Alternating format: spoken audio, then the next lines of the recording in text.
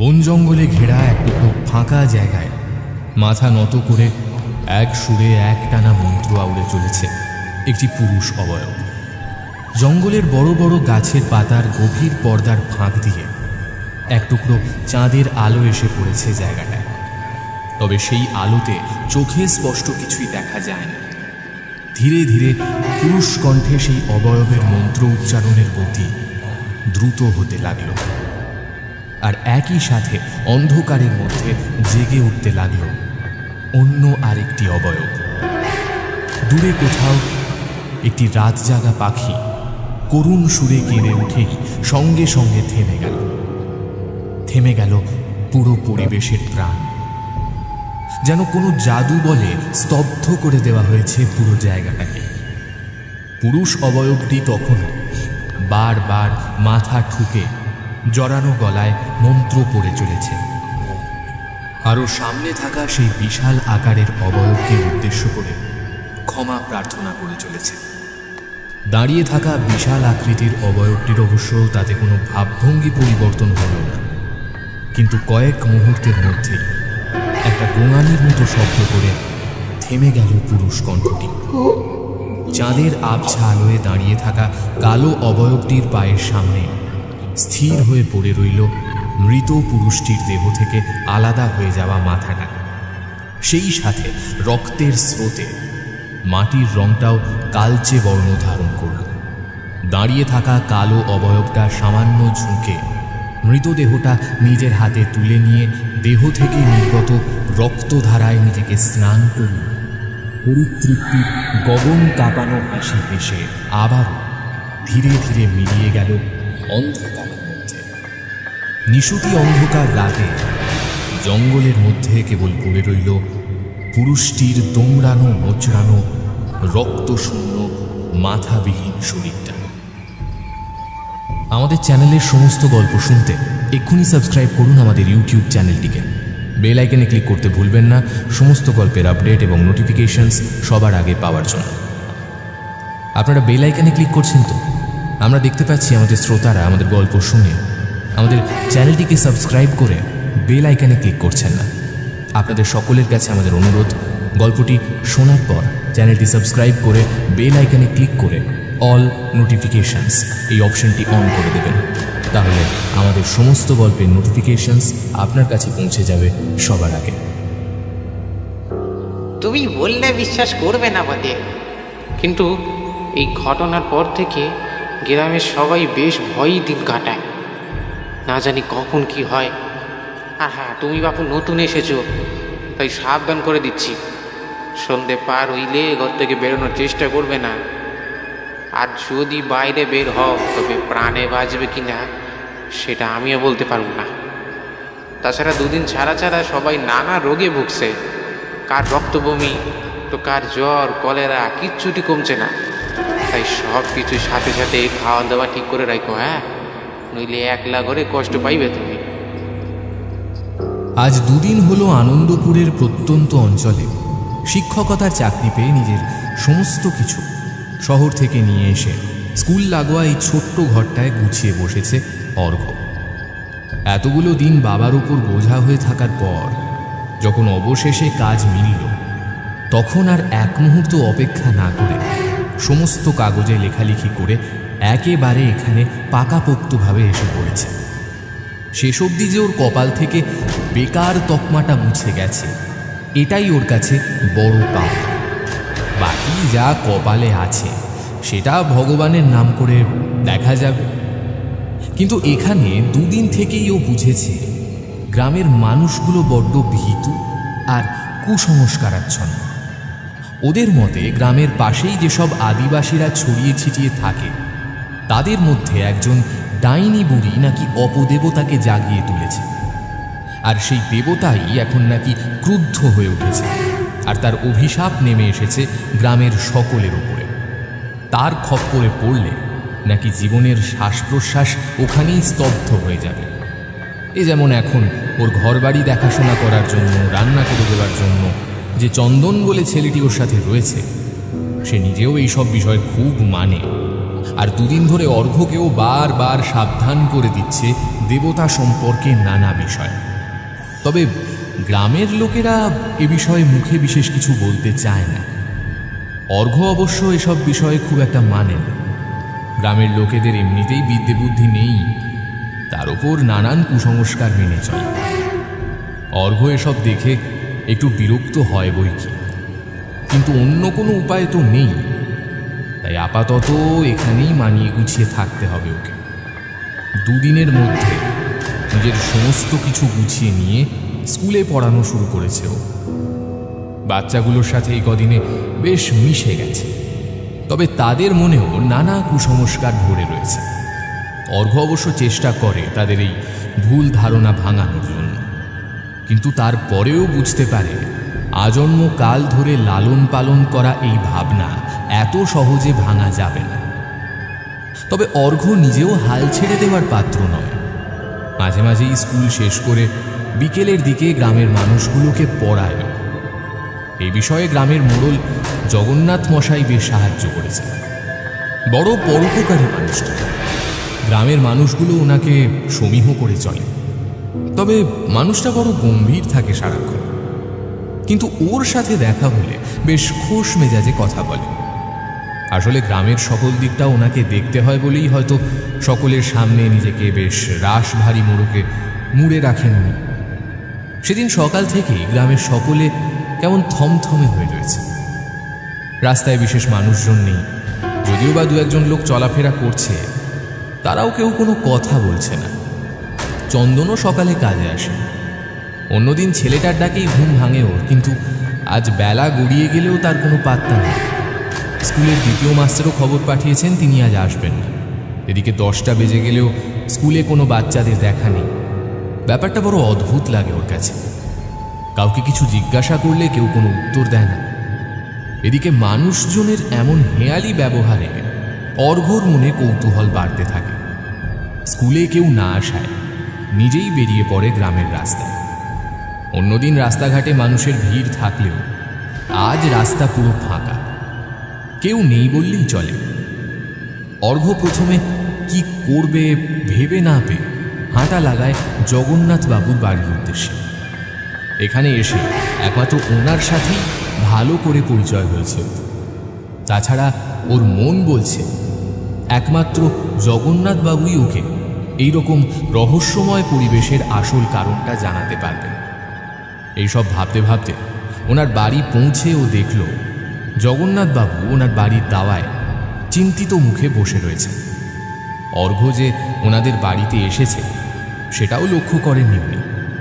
ও নিজের উপস্থিতি বোঝাতে খানিক গলা খাঁকারি দিতে জগন্নাথবাবু নিজের চিন্তা ভাবনা থেকে বেরিয়ে এসে বললেন, আরে মাস্টারমশাই, আপনি কখন এলেন?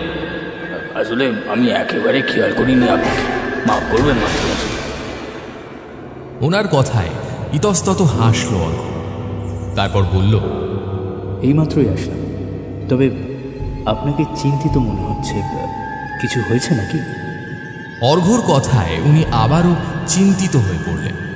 বললেন, ও, চিন্তার বিষয় আছে বটে, তবে আপনি দাঁড়িয়ে থাকবেন না, এখানে বসে পড়ুন, একটু জল বাতাসা খান, তারপর না হয় সবটা শুনবেন। হ্যাঁ, কথাটা বলে বাড়ির ভেতরে হাঁক দিলেন অর্ঘ্যর জন্য জল বাতাসা আনার জন্য। ওনার কথায় দাওয়ায় পাতা চটের উপর বসল অর্ঘ্য। সেই সঙ্গে মোড়ল মশাইয়ের স্ত্রী ওদের সামনে জল বাতাসা আর নারকেল মুড়ি দিয়ে গেলেন। এমন আপ্যায়নে অর্ঘ্যর সামান্য অস্বস্তি হল। মোড়ল মশাই সেটা বুঝতে পেরে ওর সব সংকোচ দূর করতে বললেন, শুধু শুধু আমার কাছে লজ্জা পাবেন না মাস্টারমশাই, আপনি আমার থেকে বয়সে অনেকটা ছোট, আপনাকে আমি আমার আপন ভাইয়ের মতো দেখি। জানেন, আমার ভাইটা আজ বেঁচে থাকলে আপনার মতো বৈশারী হতো। কথাটা বলি কয়েক মুহূর্তের জন্য উনি চুপ করে গেলেন। তারপর নিজেকে স্বাভাবিক করে আগের প্রসঙ্গ এড়িয়ে গিয়ে বললেন, সকাল থেকে নিশ্চয়ই না খেয়ে রয়েছে। চন্দন তো আজ আর নিজের বাড়ি থেকে বেরোবে বলে মনে হয় না।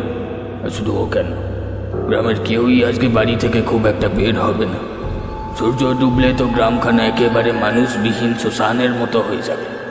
আজ যার ঘরে যত বড় বিপদ হোক না কেন, কেউ ভুল করেও বাড়ির বাইরে বের হবে না কাল সূর্য ওঠার আগে পর্যন্ত।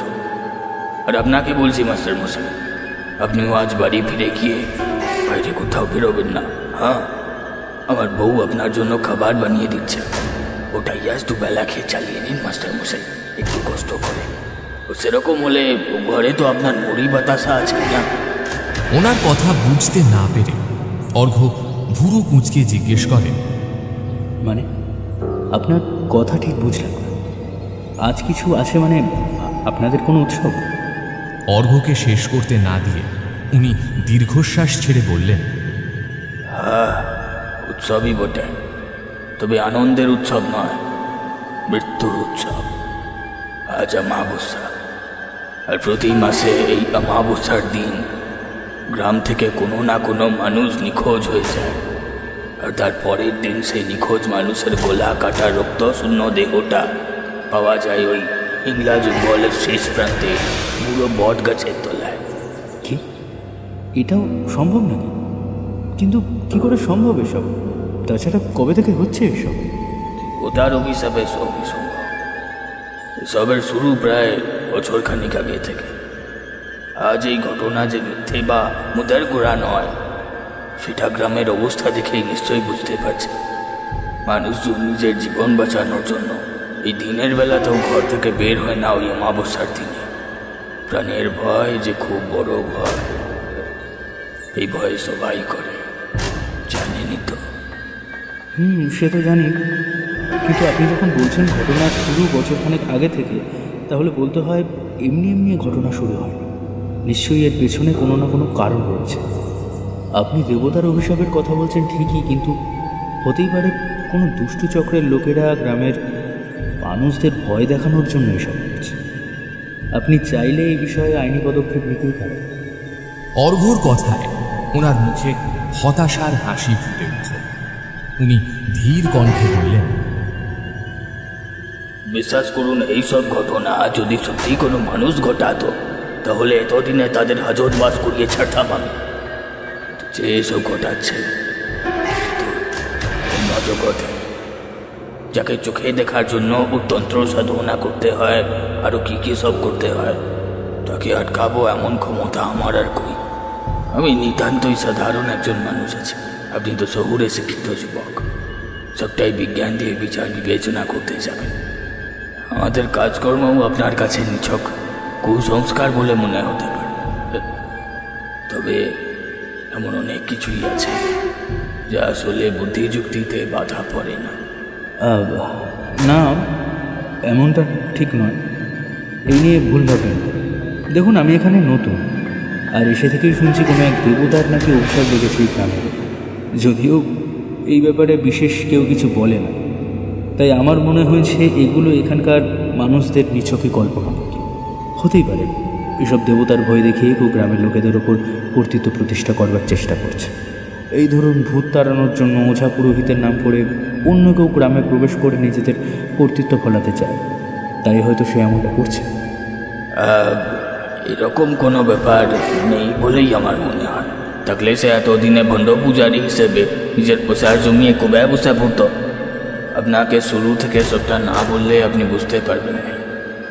এই বলে তিনি এক গ্লাস জল খেয়ে গুছিয়ে বসে বলতে শুরু করলেন। অর্ঘ্য আগ্রহ নিয়ে চুপ করে বসে ওনার কথাগুলো শুনতে লাগল। আমাদের এই গ্রামের ওই হিংলা জঙ্গলের ভিতরে বাঁশ দিয়ে ঘেরা ছোট চালা ঘরে কুঁজো বুড়ি একলাই থাকত। গ্রামের সকলে ওনাকে ডাইনি বলেই মনে করতাম, আর ওনার থেকে এক প্রকার নিজেদের গা বাঁচিয়ে চলতাম। এর পিছনে অবশ্য দুটো কারণ রয়েছে। প্রথমত, ওনার চেহারা। আমাদের গ্রাম্য মানুষদের থেকে ওনার চেহারা বড় আলাদা। একেবারে ফসা ধবধবে শরীর, চোখের মনি দুটোর রংটাও অদ্ভুত সবুজ, তার উপর পিঠের মাঝে একটা বড় কুঁজো। ফলত শরীরের ভার রাখার জন্য একটা পশুর আকারে নকশা করা লোহার ডান্ডা নিয়ে উনি হাঁটাচলা করতেন। ওনাকে এক দেখায় দেখলে ছোটবেলায় শোনা সেই ডাইনি বুড়ির কথা আপনার মনে পড়বে। বিশ্বাস করুন, ওনাকে এক দেখা দেখলে সেই ছোটবেলায় শোনা ডাইনি বুড়ির কথা আপনার মনে পড়বে। সকলেই মনে প্রাণে বিশ্বাস করত উনি নাকি কোনো উপদেবতার আরাধনা করেন, আর সেই দেবতার অপশক্তি দিয়ে উনি যে কোনো খারাপ কাজ করতে পারেন। কুঁজো বুড়ি অবশ্য এই বিষয়ে বিশেষ কিছু বলতেন, আর গ্রামের এইদিকে বিশেষ আসতেনও না। কিন্তু হঠাৎ করেই যখন গ্রামের মানুষ নিখোঁজ হয়ে মৃত্যু শুরু হলো, ঠিক সেই সময় অদ্ভুতভাবে যেই মানুষ মারা যেত তার আগের দিন বুড়িকে সেই মানুষের সাথে কথা বলতে দেখা যেত। এই একই ঘটনা প্রায় অমাবস্যার রাতের আগের দিন ঘটতে লাগলো। এমনিতেই গ্রামের সবাই বুড়ির উপর সন্দেহ করত, তার উপরে এই ঘটনার পর থেকে পুরো গ্রামবাসী মিলে হামলা করলো বুড়ির কুঠিরে। এতে আমারও সম্মতি ছিল অবশ্য। নিজেদের মনের রাগ মেটাতে আর গ্রামের মানুষগুলোর হত্যা বন্ধ করতে বুড়ি শুদ্ধ পুরো কুটির আগুনে জ্বালিয়ে দিল আমার গ্রামের লোকে। তবে বুড়ি আগে থেকেই সবটা টের পেয়েছিল, কিন্তু নিজেকে বিন্দু মাত্র বাঁচানোর চেষ্টা করে নাই। শুধু গগন ফাটানো অট্ট হাসি হেসে বলেছিল,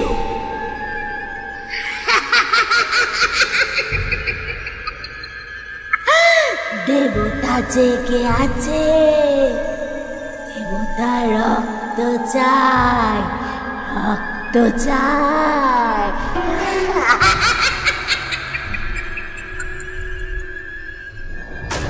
গ্রামবাসীদের কানে বোধহয় সেই কথা যায়নি। তারা বুড়িকে হত্যা করে ভেবেছিল আর হয়তো গ্রামের কোনো মানুষ, কিন্তু আমাদের এই ধারণা যে কত ভুল সেটা পরের অমাবস্যায় আরও একটা মৃত্যুতে বুঝতে পারি আমরা। আমি জানেন নানান পূজারি নিয়ে এসেছি, পুজো সব করিয়েছি, যজ্ঞ করিয়েছি গ্রামে, কিন্তু কোনো লাভ কিছু পাইনি আমি। আজও তো আবার অমাবস্যা, না জানি আজ আবার কার কপাল পড়বে। আমি জানি না আপনি আমার কথাটা কতখানি বিশ্বাস করলেন, তবে আপনার কাছে আমার অনুরোধ, দয়া করে সূর্য ডোবার পর আর বাইরে বেরোবেন না। দয়া করে আমার কথাটা শুনুন। ওনার কথায় মাথা নেড়ে সম্মতি জানায় অর্ঘ্য। তারপর কিছু একটা ভেবে বলে, আপনার ভাইয়ের কথা বলছিলেন তখন, কিছু একটা ওনার কি হয়েছিল জানতে পারি? অবশ্য আপনার যদি কোনো অসুবিধা না থাকে। ওর কথায় জগন্নাথবাবু অন্যমনস্ক হয়ে বলতে শুরু করলেন, আমার ভাই যতীন গ্রামের ছেলে হলেও শহরে গিয়ে পড়াশোনা করায়, ওখানে রীতিনীতি রপ্ত করে এসে গ্রামের এইসব ঘটনাকে এক প্রকার বুজরুকি বলে ধরে নিয়েছে। গ্রামের সবার কাছে ও প্রমাণ করতে চেয়েছিল অপদেবতা, অভিশাপ এসব বলে কিচ্ছু হয় না। তারা যে বিনা প্রমাণে একজনকে হত্যা করেছে সেটাও বড় অন্যায়, তাই তাদের বিরুদ্ধে আইনি পদক্ষেপ নেবে বলে জানিয়েছিল। কিন্তু সেসব করার আগেই ওর প্রাণটাই চলে গেল। সেদিনও এইরকম অমাবস্যার দিন ছিল জানি। গ্রামের প্রতিটা মানুষের বুকে ছিল মৃত্যু ভয়, কিন্তু ভাইকে সেদিন বেশ খোশ মেজাজে থাকতে দেখেছিলাম। আমি জানতাম ও এত সহজে ছেড়ে দেবার পাত্র নয়। এইসব ঘটনার পেছনে আসল রহস্য জানার জন্য ও ভেতরে ভেতরে কতটা মরিয়া হয়ে উঠেছিল সেটা আমি ভালোই জানতাম। তাই রাতে যে ও হিলা বনে যাবে সেটাও আমি বুঝতে পারছিলাম আগের থেকে। কিন্তু আমি যদি ওকে বারণ করতাম, ও আমার কোনো কথাই শুনত না। ছোটবেলা থেকেই ও বড্ড বেপরোয়া, কোনো কিছুতেই ওর ভয় ডর বলে কিছু নাই। তবে আমার স্ত্রীকে ও বরাবরই খুব মানত। তাই আমার স্ত্রীর অনুরোধে সেদিন বাড়ির বাইরে কোথাও যায়নি যদি। এতে অবশ্য আমি আর আমার স্ত্রী দুজনেই মনে মনে শান্ত হয়েছিল।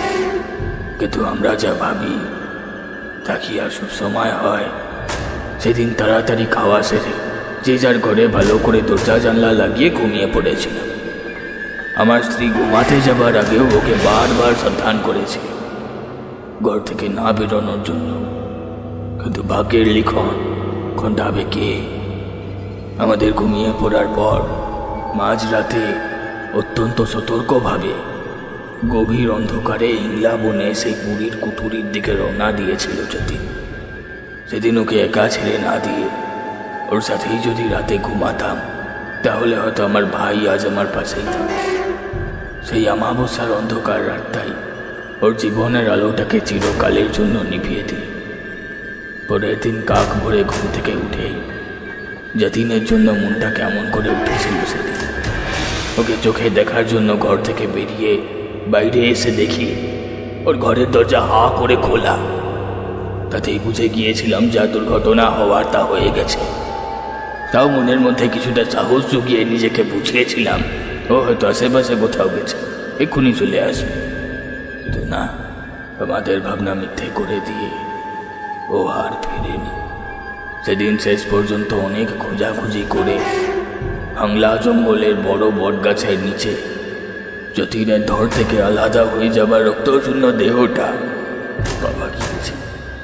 সেদিন ওর ওই 2 ভাগ হয়ে যাওয়ার দেহটা দেখে আমার বুকের ভিতরটা কেমন যেন ফাঁকা ফাঁকা হয়ে গিয়েছিল। মনে হচ্ছিল যা কিছু চোখের সামনে দেখছি সবই মিথ্যে, আমার ঘুমের মধ্যে দেখা দুঃস্বপ্ন। ঘুম থেকে উঠলেই দেখতে পাবো আমার ভাইটা আবার আমার কাছে ফিরে এসেছে। কিন্তু বাস্তব যে বড় কঠিন মাস্টার, সেটা সেদিন ওকে দাহ করে এসে বুঝেছিলাম।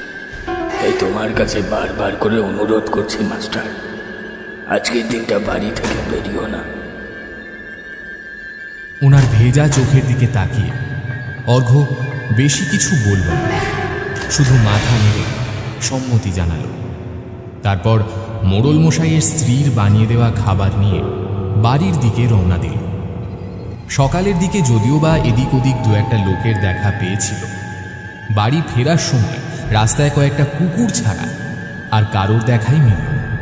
অর্ঘ্যর একবার মনে হলো হিংলা জঙ্গল থেকে ঘুরে আসবে, কিন্তু পরক্ষণেই মোড়ল মশাইয়ের কান্না ভেজা চোখ আর ওনার অনুরোধের কথা মনে পড়তে নিজের ইচ্ছে মনের ভেতর দমিয়ে রেখে বাড়ির পথেই এগিয়ে গেল। সকাল পর্যন্ত রৌদ্রোজ্জ্বল আকাশ থাকলেও দুপুরের পর থেকে বেশ জোরে বৃষ্টি শুরু হয়েছে।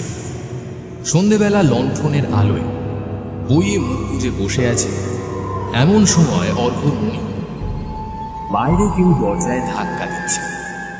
প্রথমে ব্যাপারটায় বিশেষ কান দেয় না, ভাবে মূল ঝড় বৃষ্টির শব্দ হয়তো ভেসে আসছে, কিন্তু পরক্ষণে আবার থক থক শব্দ ভেসে আসে। এবারে চমক ভাঙে। শব্দটা যে ঝড়ে ধাক্কা লাগার ফলে হচ্ছে না সেটা বুঝতে আর অসুবিধা হয় না। কেউ জোরে জোরে ধাক্কা দেওয়ার ফলে আওয়াজটা হচ্ছে। এমন ঝড় বৃষ্টির মাথায় হঠাৎ কে আসতে পারে সেটা ভেবে খানিক কৌতূহল হয়ে ওঠে। ও নিঃশব্দে এগিয়ে গিয়ে দরজায় কাঁদল, কিন্তু কয়েক মুহূর্ত কেটে গেলেও কোনো শব্দ আসে না দরজার ওপার থেকে। এবার নিজের উপরেই হাসি পায় অর্ঘ্য। সারাদিন অপদেবতা, অভিশাপ এইসব শুনতে শুনতে ওর মাথাটা যে একেবারে গেছে সেটা বলার বাকি রাখে না। এতক্ষণ ধরে যে আওয়াজটাও পাচ্ছিল সেটা ঝড়ের দাপটেই হচ্ছিল, কিন্তু এইসব নিয়ে অহেতুক ভাবনা চিন্তায় নিজের ওপরেই বিরক্ত হয়। সারাটা দিন আজ একা নানা ভাবনা চিন্তা করে কাটানোর ফলেই যে সব ভুলভাল জিনিসগুলো ওর সাথে হচ্ছে সেটা ভেবে ওর আরও রাগ হয়। নিজের রাগটা শান্ত করতে টেবিলের ওপর রাখা বইটা বন্ধ করে লণ্ঠনের আলোটা কমিয়ে দিয়ে বিছানার ওপর চোখ বন্ধ করে শুয়ে পড়ে। কিন্তু কিছুক্ষণ পরেই আবার ভেসে আসে দরজায় ঠক ঠক শব্দ। সেই সাথে ভেসে আসে একটা সুর, গানের নাকি কোনো মন্ত্রের, সেটা বুঝতে পারে। তবে শব্দটা কানে আসতে বুকের মধ্যে ধক করে ওঠে। চোখ মিলে বসে এক মনে শুনতে থাকে বাইরে থেকে ভেসে আসা সেই অজানা ভাষার সুর। একই সাথে দরজায় ধাক্কার শব্দ সমান তালে বেড়ে উঠল। প্রচণ্ড কৌতূহল নিয়ে দরজার সামনে উঠে দাঁড়াতেই সেই সুরের আওয়াজ আরও খানিকটা বাড়ল বলে মনে হল। কোনো একজন পুরুষ করুণ গলায় গেয়ে চলেছে সুরটা। অর্ঘ্য ভাবলেও দরজাটি খুলে দেখবে।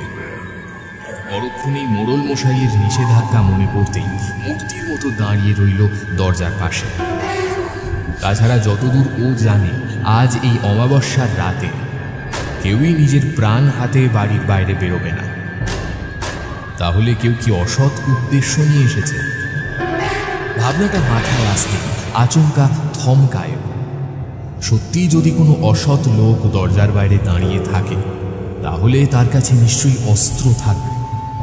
তার উপর তারা যদি সংখ্যায় বেশি থাকে তাহলে তো বলার কিছুই নেই।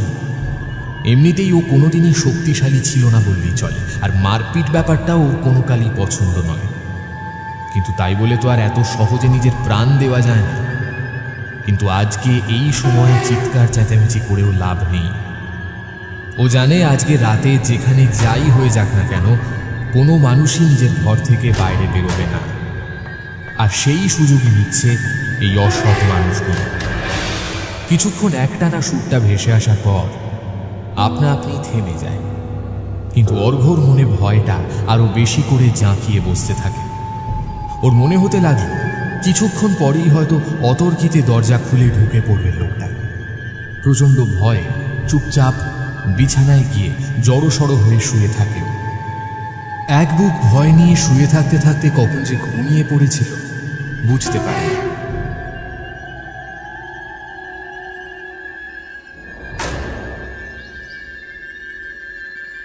দরজার উপর জোরে জোরে ধাক্কার শব্দে আর চন্দনের ডাকে পরের দিন সকালে ঘুম ভাঙে। আচমকা ডাকে ঘুমের মধ্যে বিছানায় উঠে বসে প্রথমটায় কিছু ঠাহর করতে পারে না। পরে চন্দনের হাঁক ডাকে সাড়া দিয়ে দ্রুত বিছানা ছেড়ে দরজা খুলে দিতেই চন্দন হুড়মুড়িয়ে ঘরে ঢুকে ওর দিকে তাকিয়ে চিন্তিত গলায় বলল, কি হইল বাবু? এরকম করে হাঁপাচ্ছ কেন? এই শরীরখানা ঠিক আছে তো, নাকি একবার বোর দিকে ডেকে আনবো? একটু তুমি পুরো ঘেমে নিয়ে চান ঘুরে গেছো গো বাবু। রাতে ভুলবার কিছু স্বপ্ন দেখছো নাকি? একদম পই পই করে সাবধান করে দিয়েছিল, সাবধানে থাকবে, অপদেবতার অভিশাপের সাথে সাথে মরণ রোগ লেগেছে গ্রামে। কিন্তু তুমি তো আমাকে কোনো কথাই বিশ্বাস করো নাই। চন্দনের প্রশ্নে উত্তর দিতে পারে না ও, বরং হাঁপাতে হাঁপাতে কোনো রকমে টালমাটাল পায়ে হেঁটে বিছানায় গিয়ে বসে পড়ে। শরীরটা বড্ড বেশি দুর্বল লাগছে ওর। হঠাৎ করে কাল রাতের কথাটা আবার মনে পড়ে যেতে গলাটা আবার শুকিয়ে ওঠে ওর। কোনো রকমে অস্ফুট স্বরে বলে ওঠে, জল জল। চন্দন দ্রুত এক গ্লাস জল খাইয়ে দিয়ে অনবরত হাওয়া করতে থাকে ওকে। বেশ কিছুক্ষণ পর ওর কাঁপতে থাকা শরীরটা শান্ত হয়। ওকে শান্ত হতে দেখে চন্দন নিজেও হাঁপ ছেড়ে বাঁচে। একবার অর্ঘ্যর কপালে গালে হাত দিয়ে পরীক্ষা করে নেয় ওর জ্বর আছে কিনা। না গো, জ্বর তো নেই। তাহলে এমন করে হাঁপাচ্ছিলে কেন? ঘুমের মধ্যে খারাপ কিছু স্বপ্ন দেখছো নাকি? কি হলো, কথা কও না কেন বাবু? শরীরে কোনো কষ্ট হচ্ছে কও দেখি, না বললে বুঝবো কেমন করে, বলো তো। কিছুটা সময় নিয়ে নিজেকে খানিকটা ধাতস্থ করে নেয় অর্ঘ্য। তারপর কথা ঘুরিয়ে দিয়ে ধীর কণ্ঠে জিজ্ঞাসা করে, কাল আসলে না কেন?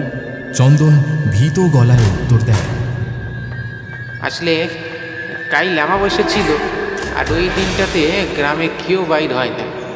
তুমি তো বলো না কালি স্কুলে কোন বাচ্চা এসেছিল, আসেনি, কারণ সবাই মৃত্যুর ভয় পায়।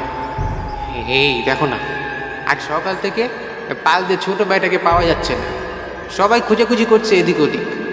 আসলে গ্রামের সকলেই জানে যে ও বেটা বেঁচে নাই, কিন্তু কারোর বুকে পাটাও নাই যে হিংলা বনের জঙ্গলে গিয়ে তার অমন কাটাছেড়া শরীরটা দেখবে। গ্রামের উপর থেকে কবে যে অভিশাপ যাবে কে জানে। আমি তো বারবার ভগবানকে বলি যে সব কিছু আগের মতো কইরা দাও ঠাকুর, কিন্তু তার কানেও কোনো কথা পৌঁছায় না। ওই ডাইনি বুড়িটা মরে গিয়েও আমাদের জীবনে শান্তি দিল না একটুকু। অর্ঘ্য বুঝল চন্দন সেই কুঁজো বুড়ির কথাই বলছে। ও বলল, আচ্ছা, এই যে এই মৃত্যুগুলো যে গ্রামে হচ্ছে, সেটা যে কোনো দেবতার অভিশাপেই হচ্ছে, সেটা তোমরা বুঝলে? এতে বোঝাবুঝি কি আছে? ওই বুড়ি হিংলে বনে যে বট গাছের নিচে কাঠের মূর্তিকে পুজো করত, সেখানেই তো মরা শরীরগুলো পাওয়া যায়। ওই অপদেবতাই তো প্রতি অমাবস্যায় মানুষকে রক্ত পান করে। কিন্তু প্রতি অমাবস্যায় এই গ্রামের প্রতিটা মানুষ নিজের বাড়িতেই থাকে। অতি প্রয়োজনেও বাড়ি থেকে কেউ বেরোয়, তাহলে তারা ওখানে পৌঁছে দিতে। ও দেবতা গান গায়, করুণ গলায় গান গেয়ে মানুষের মন ভুলিয়ে বাইরে টেনে নিয়ে যায়। দরজায় জোরে জোরে ধাক্কা দেয়। তখন একটু অন্যমনস্ক হইয়া পড়লেই মুশকিল। বুঝে নিবেন জীবনের শ্বাস প্রশ্বাস নেওয়ার সময় হইয়া গেছে। হ্যাঁ, এ বড় চালাক আর শয়তান দেবতা আছে, যে কোনো সময় যা কিছু করতে পারে। চন্দনের কথায় গত রাতের কথা মনে পড়ে যায়। ওর ঘরের বাইরে দাঁড়িয়েও তো আকুল স্বরে সাঁওতালি ভাষায় গান গেয়েছিল, দরজাতেও এলো পাথারি ধাক্কা দিচ্ছিল। তাহলে সত্যিই কি অপদেবতা রয়েছে? ওর ভাবনার মাঝে মোড়ল মশাই ব্যস্ত হয়ে ওর ঘরে ঢুকলেন। তারপর ওর দিকে তাকিয়ে জিজ্ঞাসা করলেন, কি হয়েছে মাস্টার মশাই? হ্যাঁ, শরীর ঠিক আছে তো? আমাকে একজন গিয়ে জানালো সকাল থেকে নাকি আপনার শরীরটা ভালো নেই। তার উপর চন্দন নাকি অনেকক্ষণ থেকে আপনার দরজায় ধাক্কা দিচ্ছিল, কিন্তু আপনি নাকি দরজা খুলেন নাই, কোনো সাড়া দিচ্ছিলেন না। তাই আর দেরি না করে আপনাকে দেখতে চলে এলাম। আপনি নতুন মানুষ, আপনার দেখাশোনা করা আমাদের দায়িত্ব। আপনি আমার অতিথি। তা কাল রাতে কোনো অসুবিধা হয়নি তো? জগন্নাথবাবুর কথায় নিজের শুকনো ঠোঁটটা একবার জিভ দিয়ে বুলিয়ে নিয়ে ভীত গলায় বলল, কাল রাতে কেউ বা কারা এখানে এসেছে। চন্দন একটু আগে যে কথাটা বলছিল, কোনো দেবতা নাকি গান গেয়ে মানুষকে টেনে নিয়ে যায়, এটা কি সত্যি? অর্ঘ্যর কথায় মোড়ল মশাই মাথা নেড়ে হ্যাঁ বোঝালেন। অর্ঘ্য নিজের টলমল শরীরটা কোনো রকমে সামলে নিয়ে বিছানায় চুপ করে বসে থেকে কাঁপা কাঁপা কণ্ঠে বলল, মোড়ল মশাই আমার ঘরে এসেছিল, কাল আমার ঘরে ধাক্কা দিচ্ছে, একই সুরে কি একটা ভাষায় করুণ সুরে গান গেয়ে চলেছে, তার সাথে বারবার দরজায় ধাক্কা দিচ্ছে। মনে হচ্ছিল দরজা ভেঙেও ঘরের ভেতর ঢুকে পড়বে, তারপর হয়তো আমার সামনে দুপাটির দাঁত পেট করে দাঁড়াবে। তাহলে কি কালো আমায় নিতে এসেছিল? প্রশ্নটা করে চুপ করে যায় অর্ঘ্য। ওর কথায় মোড়ল মশাই আর চন্দন দুজনেই বিস্মিত হন। চন্দন ভয়ে বারবার নিজের ইষ্ট দেবতাকে স্মরণ করে হাত জোর করে প্রণাম করতে থাকে। অন্যদিকে মোড়ল মশাই নিজেও চিন্তিত হয়ে ঘর জুড়ে পায়চারি করতে লাগলেন। ঠিক এমন সময় গ্রামের একটি লোক হাঁপাতে হাঁপাতে দরজার সামনে এসে বললেন, ও মোড়ল মশাই, জলদি পালদের বাসায় চলেন, পালদের বেটারে ওখানে পাওয়া গেছে। মোড়ল মশাই লোকটির কথায় স্থির হয়ে দাঁড়িয়ে পড়লেন। তারপর অবাক কণ্ঠে জিজ্ঞাসা করলেন, এই রমেশ, এই কি বললি তুই? হ্যাঁ, সত্যি সত্যি অরুণকে পাওয়া গেছে? ওনার কথায় মাথা নেড়ে সম্মতি জানায় দরজায় দাঁড়িয়ে থাকা রমেশ বলে লোকটি। জগন্নাথবাবু আবার কাঁপা কাঁপা কণ্ঠে জিজ্ঞাসা করেন, কি অবস্থায় আছে? মানে নিচে? ওনার কথা শেষ হওয়ার আগে রমেশ বলে লোকটা এবার বেশ উৎফুল্ল হয়ে বললেন, হ্যাঁ হ্যাঁ, আপনি বললে বিশ্বাস করবেন না, এবার বড় আশ্চর্য ঘটনা ঘটছে। আগের মানুষগুলার মতো অরুণ মরেনি গো, অরুণের কিচ্ছুটি হয়নি, একদম ঠিক আছে। ও তো ওই কাঠের টুকরো, মানে ওই দেবতার সামনে অজ্ঞান হয়ে পড়ছিল। চোখে মুখে লাল রং আর ছাই মেখে কি একখানা অবস্থা।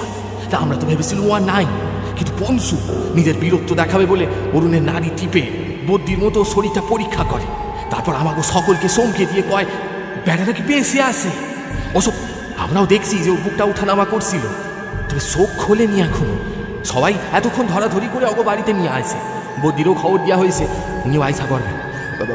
আমার মনে হচ্ছে এতদিন পর গিয়া দেবতার অভিশাপ শেষ হইব, আমরা সকলে আবার আগের মতো শান্তিতে থাকতে পারবো। রমেশের কথায় জগন্নাথবাবুর মুখে হাসি ফুটে উঠল। উনি দুহাত জড়ো করে ভগবানের উদ্দেশ্যে প্রণাম জানান। তারপর মুখে স্মিত হাসি ফুটিয়ে বললেন, সত্যি এতদিনে ভগবান মুখ তুলে চেয়েছেন আমাদের দিকে। এই 1 বছরে প্রথম অমাবস্যা গেল যেখানে মানুষের মৃত্যু হয়নি। তবে এসব কথা পরে হবে, বুঝলি? আগে চল চল, অরুণদের বাড়িতে চল, ছেলেটা কেমন আছে একবার দেখে আসি গে। তাছাড়া কাল রাতে কি হয়েছিল সেটাও তো জানতে হবে নাকি? ছেলেটা কেমন আছে একবার দেখে তো আসতে হবে না?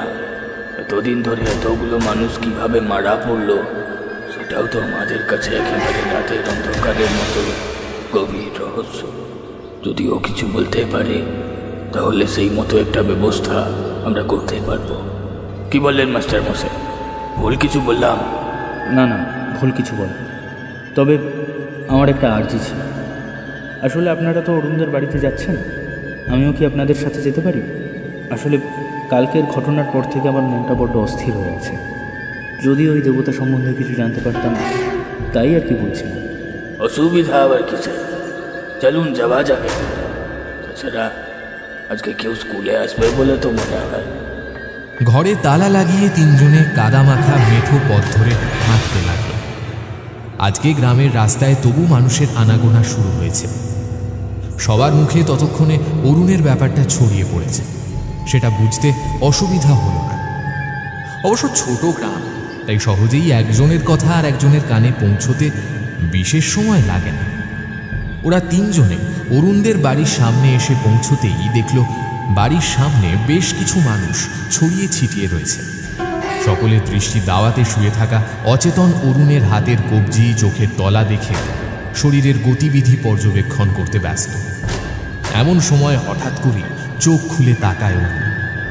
আচমকা এমন কাণ্ডে বদ্যি খানিকটা চমকে পেছনে সরে গেলেন। সেই সাথে বাকি মানুষগুলো সহ ওরা তিনজন চমকে ওঠার সাথে সাথে হতভম্ব হয়ে গেল। এমন ঘটনার আকস্মিকতায় মানুষের মধ্যে গুঞ্জন খানিকটা বাড়ল, কিন্তু অরুণ আগের মতো নিশ্চল হয়ে পড়ে রইল। তার বুকের পাঁজরগুলো শ্বাস প্রশ্বাসের সাথে ওঠানামা করছে ধীর গতিতে, তবে তার দৃষ্টি স্থির গুলির মতো চেয়ে রয়েছে ওপরের দিকে। কিছুটা সময় এমন শান্তভাবেই যায়। বদ্যিও ততক্ষণে নিজেকে সামলে নিয়ে আবারও নাড়ি পরীক্ষা করে বলল। অরুণ তবুও তার স্থির দৃষ্টি নিয়ে চুপ করে থাকে। তারপর ধীরে ধীরে শোয়া থেকে উঠে বসে চারিদিকে চোখ বুলিয়ে নিয়ে অরুণ শান্ত গলায় বলল, খিদা পাইছে আমারে খাবার দাও। কি হলো, শুনতে পাও না তোমরা? খাইতে দাও আমারে, আমার ক্ষুধা লাগছে। এই বলে হাতের সামনে রাখা বদ্যির ওষুধের শিশিগুলো হাত দিয়ে সজোরে ঝাপটা দিয়ে সরিয়ে দেয়। তারপর রক্তচক্ষু নিয়ে প্রচণ্ড গর্জনে ফেটে পড়ে। গ্রামে উপস্থিত সকলে ভয়ে জড়সড় হয়ে এক কোণে গিয়ে দাঁড়ায়, কিন্তু সকলকে অবাক করে দিয়ে নিমেষের মধ্যে শান্ত হয়ে যায় অরুণ। নিজের মাথাটা নত করে ভেঙে পড়ে কান্নায়। বদ্যি নিজেও ভয় পেয়েছেন ওর এরকম অদ্ভুত ব্যবহারে। বেশ কিছুক্ষণ কেটে গেলেও অরুণের কান্না বন্ধ হয় না। এদিকে তার কাছে যেতেও কেউ সাহস পায় না। অবশেষে মোড়ল মশাই ধীর পায়ে এগিয়ে গিয়ে ওর পাশে বসলেন।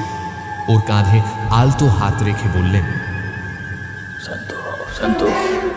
দেখো সবাই এখানেই আছে, তোমার খিদা পাইছে। ওনার কথায় মাথা তুলে তাকায় অরুণ। তারপর কান্না ভেজা মুখে বলে, আমার ক্ষুধা লাগছে, আমারে খাইতে দাও। অরুণের মা ছেলের কথায় আগেই খাবার হাতে দাঁড়িয়েছিল, কিন্তু ছেলের গতিবিধি দেখে এগিয়ে আসার সাহস পাননি। কিন্তু মোড়ল মশাই আশ্বাস দিতে উনি খাবারটা অরুণের দিকে এগিয়ে দেন। আর খাবারের থালাটা এগিয়ে দেওয়ার সঙ্গে সঙ্গে গোগ্রাসে গিলতে থাকে অরুণ, যেন কত কাল কত জন্ম ধরে না খেয়েছিল। মোড়ল মশাই ওর মাথায় হাত বুলিয়ে দিতে লাগলেন। খাওয়া শেষ হলে ঢেকুর তুলে সকলের দিকে তাকিয়ে অরুণ অবাক কণ্ঠে জিজ্ঞেস করে, তোমরা সকলে এখানে কি করছো? আর বদ্যিমশাই আপনি অমন হাঁ কইরা তাকাই আছেন কেন? কিছু কি হয়েছে? ও মা, মোড়ল মশাই আপনিও রয়েছেন, কি ব্যাপার বলো দেখি। সবার দিকে একবার তাকিয়ে নিয়ে ভ্রু কুঁচকায় অরুণ। এদিকে সকলে ওর ব্যবহারে অবাক। ছেলেটা কি এইটুকু সময়ের মধ্যে সবটা ভুলে গেল? কিন্তু সাহস করে কেউ জিজ্ঞাসা করতে পারে না। সবার মনে ঘুরপাক খেতে থাকা প্রশ্নটা মোড়ল মশাই নিজেই করলেন। উনি অরুণের মাথায় হাত দিয়ে বললেন, কাল রাতে ওই হিংলা বনে কেন গিয়েছিলে অরুণ? হ্যাঁ, প্রতি অমাবস্যার রাতে ওখানে যাওয়া মানে নিজের মৃত্যুকে নিজেই ডেকে আনা। ওনার কথায় অরুণের ভুরু দুটো আরো বেশি কুঁচকে যায়। ও অবাক গলায় জিজ্ঞাসা করে, আমি আবার কখন গেলাম সেখানে? আমি তো কাল সারাদিন ঘরে ঘুমাইছিলাম, আর এখন ঘুম থেকে উঠছি, আর উঠেই দেখি আপনারা সকলে মিলা আমারে ঘিরে রাখছে। এই দাঁড়াও, তার মানে তুমি বলছো কাল তুমি হিলা জঙ্গলে বুড়ির কুটিরে যাওনি, কিন্তু আজ ভোরে তোমার অচেতন দেহটা ওখানেই পাওয়া গিয়েছিল? হতে পারে, কিন্তু আমার তো কিছু মনে না। এমন নির্লিপ্ত উত্তরে আর কেউ কিছু বলতে পারে না। তবুও কালকে ঠিক কি ঘটেছিল বা সেই নাম না জানা অপদেবতা আদৌ আবির্ভাব হয়েছিল কিনা, এই বিষয়ে নানা রকম প্রশ্ন করেও যখন অরুণের কাছে কোনো উত্তর পাওয়া গেল না, তখন গ্রামবাসীরা নিজেদের কৌতূহল দমন করে একে একে সকলেই যে যার বাড়ির দিকে রওনা দিল। অর্ঘ্য নিজেও মনে মনে ব্যাপারটায় বেশ বিরক্তই হল। তবে অরুণদের বাড়ি থেকে ফেরার সময় হিংলা বনে গিয়ে সেই নাম না জানা দেবতাকে দেখার ইচ্ছেটা আবার মাথা চাড়া দিয়ে উঠল। কিন্তু মোড়ল মশাইকে ব্যাপারটা জানালে উনি যে সঙ্গে সঙ্গে আপত্তি জানাবেন সেটাও ভালো করেই জানেন। এদিকে মনের মধ্যে তীব্র কৌতূহল দমন করাটাও বেশ কঠিন হয়ে উঠল ওর কাছে। ভগবান বোধ হয় ওর পক্ষে খানিক সহায় হলেন। মোড়ল মশাই কিছুটা পথ এসে অর্ঘ্যর উদ্দেশ্যে বললেন, মাস্টার মশাই, আপনি বাড়ি ফিরবেন তো এখন? হ্যাঁ, এই চড়া রোদ মাথায় নিয়ে কোথায় যাব বলুন? কেন, আপনি বাড়ি ফিরবেন না? না মাস্টার মশাই, এখন বাড়ি ফিরলে হবে না। এদিকে একটু কাজ ছিল, মাঠে চাষবাসের ভিড়টা কদিন ভালো করে দেখা হয়নি। আজ হাতে সময় আছে, যাই একটু ঘুরে আসি। এখন আবার ফসল ঠিক করে না হলে বর্ষার সময় বড় বিপদে পড়ব।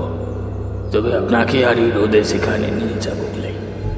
আপনার শরীরটা এমনি দুর্বল লাগছে, কালকে রাতেও তো বোধহয় ঘুম হয়নি ভালো করে। যান যান যান, বাড়ি গিয়ে খাওয়া দাওয়া করে একটা লম্বা ঘুম দিন দেখি। বিকেলে না হয় একবার দেখা করে আসবো আপনার সাথে। নিন যান। ওনার কথায় এবার অর্ঘ্যর মনটা আনন্দে লাফিয়ে উঠল। এইরকম একটা সুযোগেরই তো অপেক্ষা করছিল এতক্ষণ ধরে। সেই অপেক্ষার অবসান এত তাড়াতাড়ি হবে সেটা একদমই আশা করেননি। তাই মোড়ল মশাইয়ের এক কথাতে রাজি হয়ে গেল অর্ঘ্য। মোড়ল মশাই ওকে বিদায় জানিয়ে মাঠের পথে রওনা দিলেন। অর্ঘ্য একভাবে ওনার যাওয়ার দিকে তাকিয়ে রইল। আস্তে আস্তে উনি যখন চোখের আড়াল হয়ে গেলেন, ঠিক তখনই অর্ঘ্য দ্রুত চারিদিকে সতর্ক দৃষ্টিতে তাকিয়ে নিয়ে চুপি সারে হিংলা বনের রাস্তা ধরল। দেবদারু, আম আরও নানা ধরনের গাছ পেরিয়ে এগিয়ে যেতে লাগল। জঙ্গলের মধ্যে প্রবেশ করতেই কেমন একটা শিহরণ জেগে উঠল ওর সারা শরীরে। প্রচুর পরিমাণে গাছ থাকায় জায়গাটা অদ্ভুত শীতলতায় ছেয়ে রয়েছে, আর রয়েছে নৈসর্গিক নিস্তব্ধতা। মাঝে মাঝে মৃদুমন্দ বাতাস বয়ে যাচ্ছে জায়গাটা জুড়ে। অর্ঘ্যর মনে হলো গাছগুলো বাতাসের তালে তালে দুলতে দুলতে যেন নিজেদের মধ্যে ওকে নিয়েই আলোচনা করছে। তবে এত গাছপালা থাকা সত্ত্বেও জায়গাটায় কোনো পাখির কিচিরমিচির শব্দ বা অন্য কোনো প্রাণীর অস্তিত্ব পর্যন্ত নেই। অর্ঘ্য চারিদিকে চোখ বুলিয়ে নিয়ে আবারও হাঁটতে শুরু করল। ভারী পায়ের তলায় পড়ে থাকা শুকনো পাতার খসখস আওয়াজে পরিবেশের নিস্তব্ধতা কিছুটা ভঙ্গ হল। প্রায় মিনিট 5 হাঁটার পর অর্ঘ্য দেখল একটা ছোট্ট মতো পুরো কুঠি কোনো রকমে দাঁড়িয়ে রয়েছে। তার আশেপাশে ঝোপঝাড় ভর্তি। অর্ঘ্য বুঝল এটাই সেই কুঁজো বুড়ির কুঠির, যাকে গ্রামবাসীরা জ্বালিয়ে মেরেছিল ডাইনি মনে করে। আর তার সামনেই সেই বুড়ো বটগাছটা নিজের শাখা প্রশাখা বের করে দাঁড়িয়ে রয়েছে। বটগাছের গোড়ার দিকে একটা কালো কাঠের মূর্তি বসানো। মূর্তির আকারটা বড়ই অদ্ভুত, ঠিক বলে বোঝানো যায় না। জঙ্গলের নিস্তব্ধতা আর চোখের সামনে পুরো কুঠির দেখে অর্ঘ্যর মনে একটা শীতল বাতাস বয়ে গেল। ওর মনে হলো গাছের আড়াল থেকে কেউ ওকে লক্ষ্য করছে। ব্যাপারটা মাথায় আসতেই দ্রুত চারিদিকটা একবার তাকিয়ে নিল, আর সঙ্গে সঙ্গে ঝোপের আড়াল থেকে মস্ত একটা বেড়াল লাফিয়ে এসে আবারও মিলিয়ে গেল অন্য ঝোপের মধ্যে। ঘটনার আকস্মিকতায় অর্ঘ্যর মনে হলো ওর হৃদস্পন্দনটাই থেমে গিয়েছিল। পর মুহূর্তেই নিজেকে সামলে নিয়ে পা বাড়ালো বটগাছের নিচে সেই কাঠের মূর্তিটা দেখার জন্য। অর্ঘ্য দেখল কাঠের মূর্তিটার নির্দিষ্ট কোনো মুখ নেই।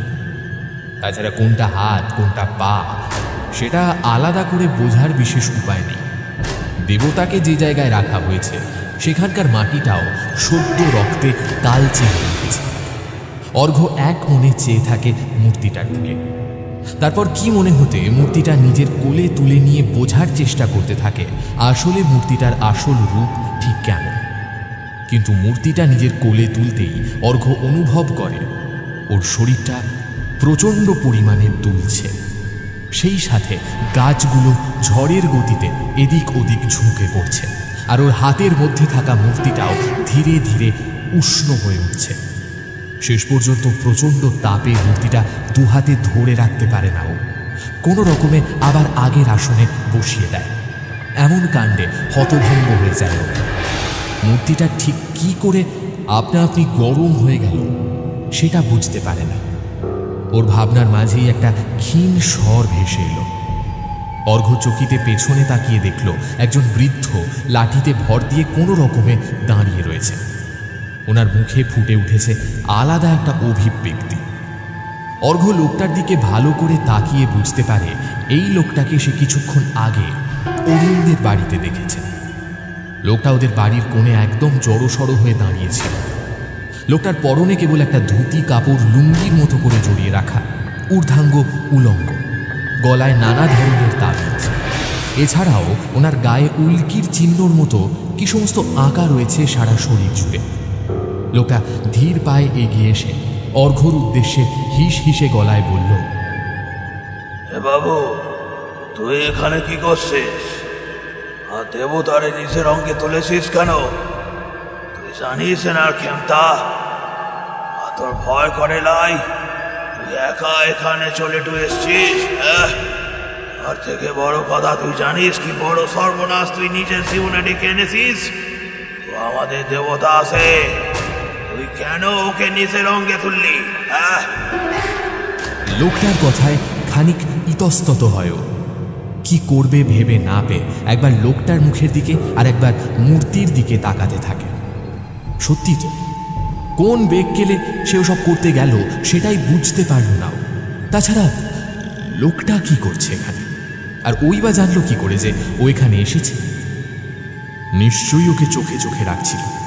কথাটা মাথায় আসতেই ও গম্ভীর কণ্ঠে জিজ্ঞেস করল, আমার না হয় কোনো আক্কেল নেই, কিন্তু আপনি এখানে কি করছেন? আপনি তো গ্রামের লোক, আপনি ভালো করেই জানেন এই দেবতা আজ পর্যন্ত কতগুলো মানুষের প্রাণ নিয়েছে, তারপরেও আপনি এখানে কি করছেন? অর্ঘ্যর কথায় হো হো করে হেসে ওঠে লোকটা। তারপর ধীর গলায় বলে, উনি আমাদের লোধাদের বরাম দেবতা। উনি ভালোর ভালো, কিন্তু কেউ যদি ওনারে অসৎ উদ্দেশ্যে আরাধনা কইরা থাকে তাহলে ওনার উপাসনা ঠিক করে পালন করতে না পারলে মৃত্যু নেমে আসে। মৃত্যু। আর তুই এখন নিজের মৃত্যুকে ডেকে নিয়ে আইসিস? লোকটার কথায় অবাক হয়। অস্ফুটে জিজ্ঞাসা করে, বরাম দেবতা? হ্যাঁ, বরাম দেবতা। আমাকে লোধার ভূইয়াদের গ্রাম রক্ষার দেবতা হলো বরাম। ও পাহাড়ে কোনো না কোনো গুহায় বাস করে, অনেক শক্তিশালী দেবতা। আমাকে জাতির কিছু কিছু লোধার ভূইয়া জাদুঘরের সামনে বরাম দেবতা নাকি মানুষ রূপ ধারণ কইরা অনেক সময় সশরীরে চলে আসে। তবে যে কোনো একজন লম্বা লোকের তুলনায় নতুন রূপ ধারণকারী বরাম নাকি অনেক বেশি লম্বা। তার সারা দেহ বড় বড় লোমে ঢাকা, বড় একজোড়া গোঁফ। তার হাতে থাকে মস্ত বড় একটা কুঠার। সাধারণত বাঘ বা হাতির পিঠে চেপে এক প্রান্ত থেকে আর এক প্রান্তে ঘুরে বেড়ায়। মাঝে মাঝে গভীর রাতে বরাম ভয়ঙ্কর রেগে যায়, তখন ও মনের ভেতর খুব বেশি চিৎকার করতে শুরু করে। আশপাশের সকল লোকের কানে খড়খড় শব্দ আসে। এই দেবতাকে যদি ভালো করে নিয়ম করে পুজো না করা হয় তাহলে গ্রামে নানা রকম রোগের উদ্ভব ঘটে, মৃত্যু হয়। এই গ্রামের গুণীর বা পুরোহিতকে স্বপ্নে দেখা দেন আর বলে তার সেবা ঠিক মতো হচ্ছে না। সে কথা অবশ্য সরাসরি কানে পৌঁছায় না, গুণীর কানে অলক্ষ্যে ভেসে আসে। গ্রামবাসীরা গুণের নির্দেশে ছাগল মুরগি ইত্যাদি উৎসর্গ করে বড়ামের পুজো দেয়, যাতে রোগ দ্রুত ঠিক হয়ে যায়। আর সেই জন্যই আমরা মাটির ঘোড়া উৎসর্গ করি। এই যে দেখছিস এই দেবতাটা, বড়ামের অন্য ভয়ঙ্কর রূপ। এই দেবতা মানুষের বলি চায়, রক্ত চায়। আর এখন তুই নিজের অজান্তে ওরে রক্ত দিয়েছিস। দেখ দেখ, তোর হাত কেটে রক্ত বসছে, দেখ। এবার তোকে কে বাঁচাবে ওর হাত থেকে? হ্যাঁ, কে বাঁচাবে?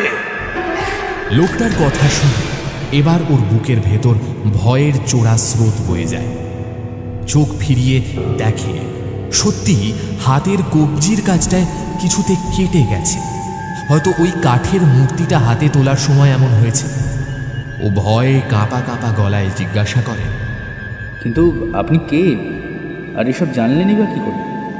আমার নাম লেপচা আছে, আর এসব কিছু আমি জানি কারণ এই দেবতার ভয়ঙ্কর রূপ দ্বিতীয়বার আমি নিজে জাগিয়েছি। ওরে প্রথম জাগিয়েছিল আমার বড় ভাই, কিন্তু সেই দেবতার কাছে নিজেকে উৎসর্গ করিয়াছিল। দ্বিতীয়বার অবশ্য আমি ওরে জাগাতে চাইনি, কারণ আমি নিজেই জানি ওরে সময় মতো বলি দিতে না পারলে ওরে যে জাগিয়েছে তাকেই ও নিজে বলি হিসাবে গ্রহণ করবে। কিন্তু ওই বাবুর খুব লোভ, শক্তির অপব্যবহার করে নিজের শক্তিশালী করতে চায়। সেটা করতে গিয়ে ওনার কাল হয়েছে। দেবতা ওই বাবুকেই বলি হিসেবে চেয়েছিল। আমি যদি সঠিক সময় ওরে না বাঁচাতাম তাহলে বাকি মানুষগুলোর মতো ওর মৃত শরীর এখানে ধুলোতে গড়াগড়ি খাইত। তুই কুঁজো বুড়ির নাম শুনেছিস? হ্যাঁ, শুনেছি, কিন্তু কেন? ইনি আমাকে গুরুমা।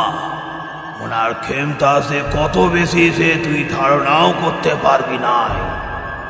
কোথা থেকে এসে বা কি পরিচয় কিছুই জানি নে, শুধু এইটুকুনি জানি উনি শখানেক বছর ধরে বড়াম দেবতার এই রূপকে পুজো করে আসছেন। তবে উনি সর্বক্ষণ দেবতার নিয়ম মেনেই পুজো করতেন, কখনো দেবতারে রুষ্ট হতে দেয়নি। ওনার আশীর্বাদে অনেক ক্ষমতা পেয়েছি বটে, চোখের নিমেষে অনেক কিছু কইরা দিতে পারতেন। আমার দাদারে উনি সব কিছু শিখাইছিলেন, কিন্তু আমার দাদার মনে লোভ জন্মেছিল, আর তাতেই ওর মৃত্যু ঘটেছে। আপনি আমার সাথে মজা করছেন? 100 বছর কেউ বাঁচতে পারে, আর আপনারা যেখানে 100 বছর ধরে সুস্থ সবল হয়ে বেঁচে আছেন সেটা থেকে গ্রামের মানুষরা সন্দেহ করেন?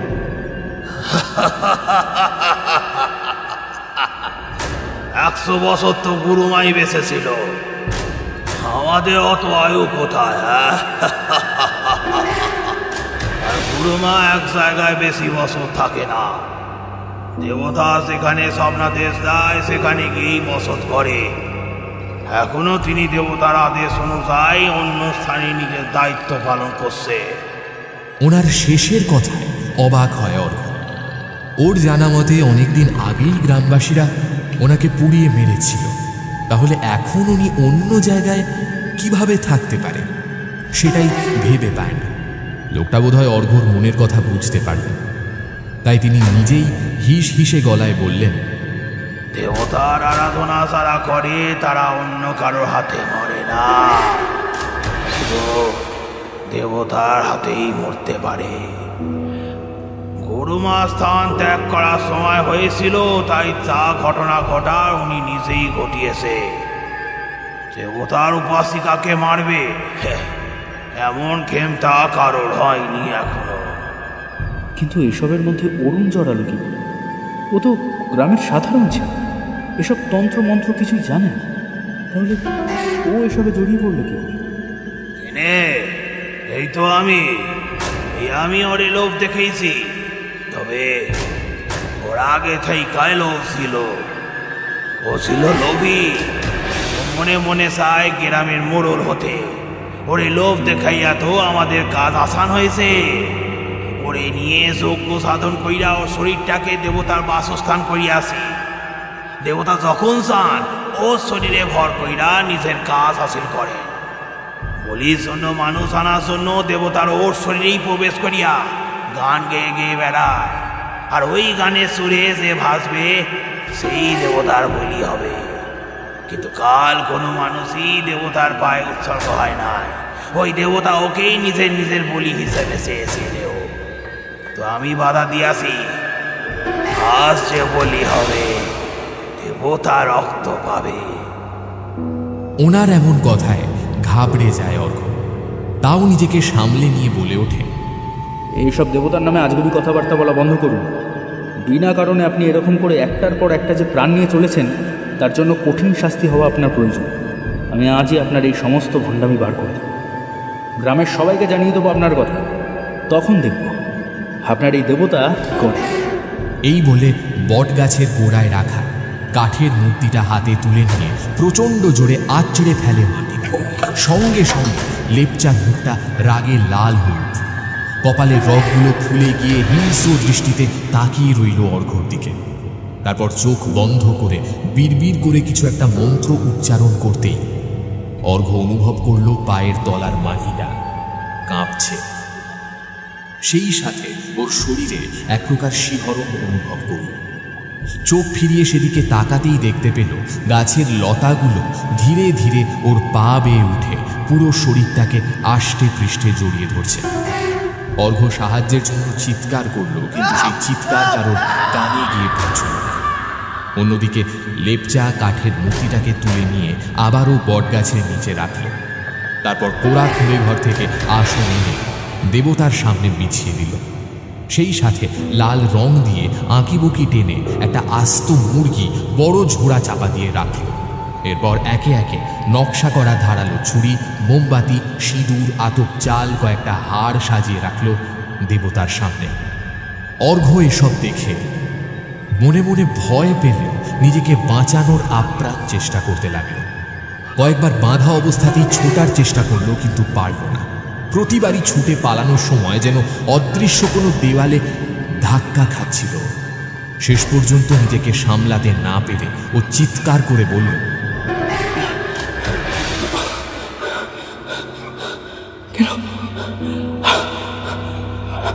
আপনার দেবতা তো শুধু অমাবস্যার দিনই বলি চান, রক্ত চান, আর অমাবস্যা তো কালকেই চলে গেছে। তাহলে আজকে আমাকে মারছেন কেন? আমাকে মেরে কি লাভ হবে আপনার? অর্ঘ্যর কথায় উনি গম্ভীর কণ্ঠে বললেন, কে বলেছে তোরে অমাবস্যা কাল চলে গেছে? অমাবস্যার তিথি এখনো আছে।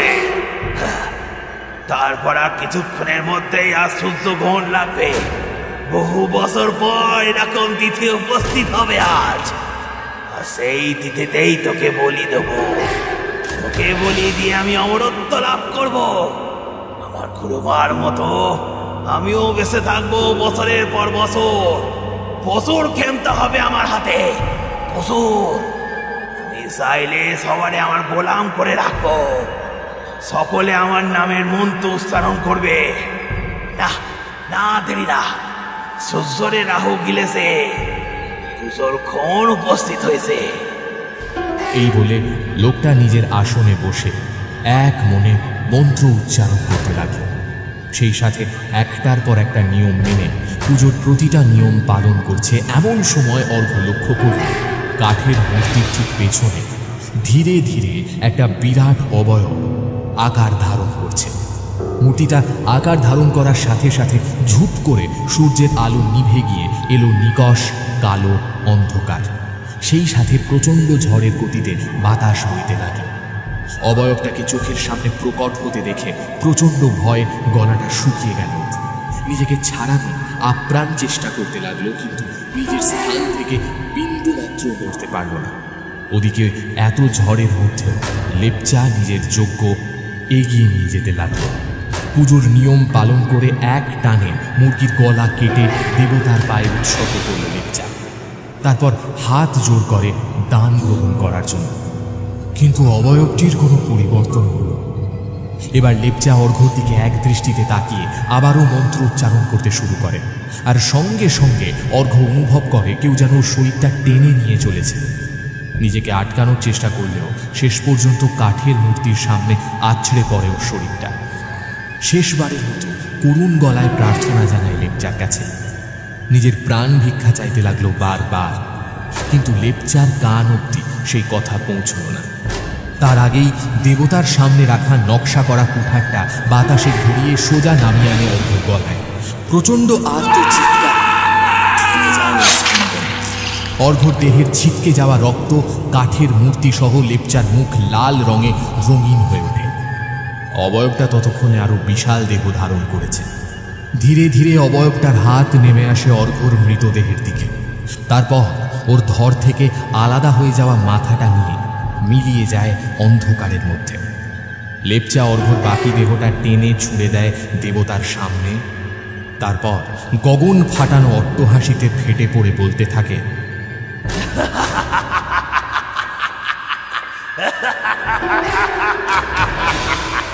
দেবতা রক্ত চায়, রক্ত। আজ থেকে বরাম দেবতাও আমার পায়ের তলায় থাকবে। ঠিক তখনই প্রচণ্ড জোরে মেঘ ডেকে ওঠে। ভাঙাচোরা পাথরের মূর্তিটা যেন জেগে উঠতে চাইছে বারবার। লেপচা সেই নকশা করা কুঠারটা সিঁদুরে মাখামাখি পাথরে গেঁথে দিল। তারপর হাসতে হাসতে বলল,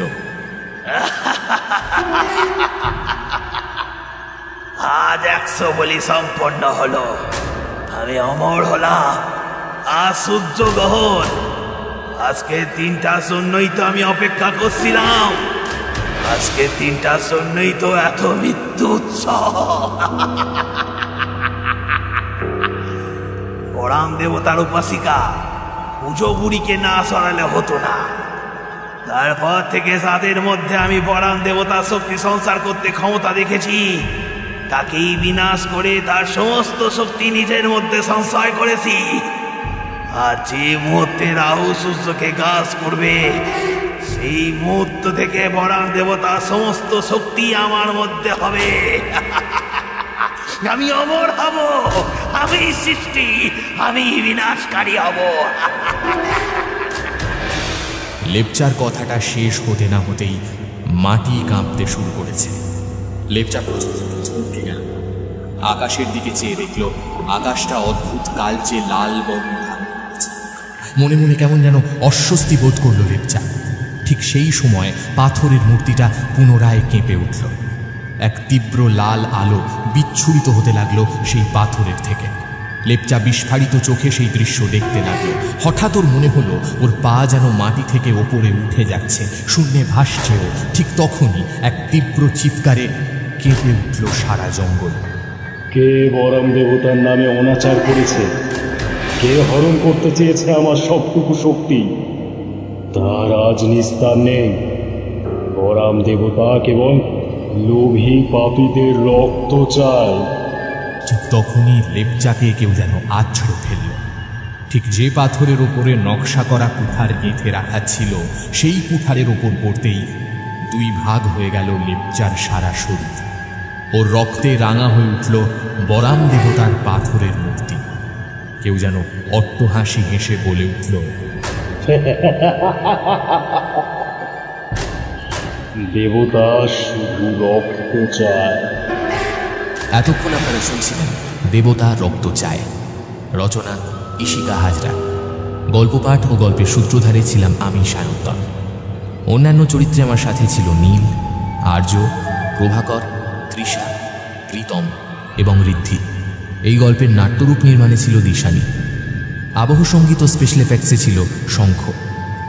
এই গল্পের প্রচ্ছদ নির্মাণ করেছে শুভদীপ ব্যানার্জি। কেমন লাগলো আজকের গল্পটা? যদি আজকের গল্পটা আপনাদের ভালো লেগে থাকে অবশ্যই ভিডিওটিকে লাইক করে দেবেন, চ্যানেলটা সাবস্ক্রাইব করতে ভুলবেন না, কমেন্টের মাধ্যমে জানিয়ে দেবেন আপনাদের মতামত এবং ভবিষ্যতে আপনারা কীরকম গল্প শুনতে চান তার অনুরোধ। আগামী পর্বে আবার দেখা হবে আপনাদের সাথে। সবাই ভালো থাকবেন, সুস্থ থাকবেন।